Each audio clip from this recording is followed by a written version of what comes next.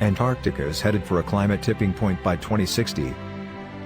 While U.S. Secretary of State Antony Blinken draws attention to climate change in the Arctic at meetings with other national officials this week in Iceland, an even greater threat looms on the other side of the planet.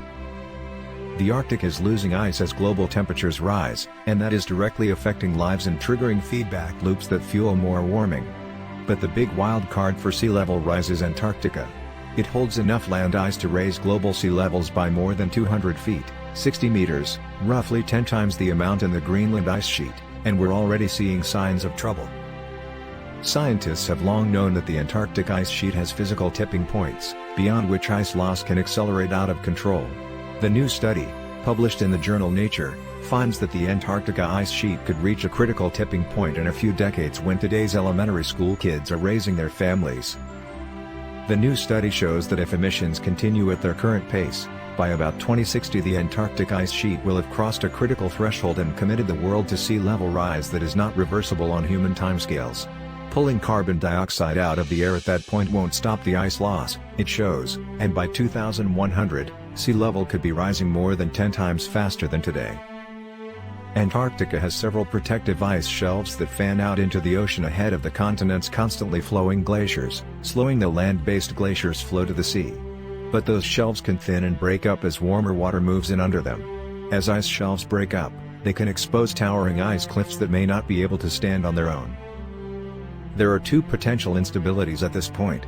Parts of the Antarctic ice sheet are grounded below sea level on bedrock that slopes inward toward the center of the continent, so warming ocean water can eat around their lower edges, destabilizing them and causing them to retreat downslope rapidly. Above the water, surface melting and rain can open fractures in the ice.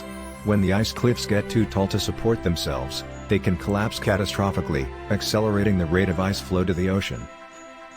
The study used computer modeling based on the physics of ice sheets and found that above 2C, 3.6 F, of warming, Antarctica will see a sharp jump in ice loss, triggered by the rapid loss of ice through the massive Thwaites Glacier. This glacier drains an area the size of Florida or Britain and is the focus of intense study by US and UK scientists. Other projections don't account for ice cliff instability and generally arrive at lower estimates for the rate of sea level rise. While much of the press coverage that followed the new paper's release focused on differences between these two approaches, both reach the same fundamental conclusions. The magnitude of sea level rise can be drastically reduced by meeting the Paris Agreement targets, and physical instabilities in the Antarctic ice sheet can lead to a rapid acceleration in sea level rise. If today's high emissions continued unabated through 2100, sea level rise would explode, exceeding 2.3 inches, 6 centimeters, per year by 2150. By 2300, the sea level would be 10 times higher than it is expected to be if countries meet the Paris Agreement goals. A warmer and softer ice sheet and a warming ocean holding its heat for centuries all prevent refreezing of Antarctica's protective ice shelves, leading to a very different world.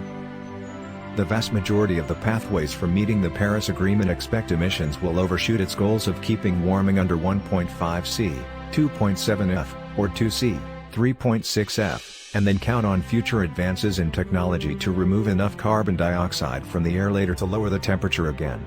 The rest require a 50% cut in emissions globally by 2030. Allowing global warming to overshoot 2C is not a realistic option for coastal communities or the global economy. The comforting prospect of technological fixes allowing a later return to normal is an illusion that will leave coastlines under many feet of water, with devastating economic impacts. Policies today must take the long view because they can have irreversible impacts on Antarctica's ice and the world. Over the past decades, much of the focus on rapid climate change has been on the Arctic and its rich tapestry of indigenous cultures and ecosystems that are under threat. As scientists learn more about Antarctica, it is becoming clear that it is this continent, with no permanent human presence at all, that will determine the state of the planet where today's children and their children will live.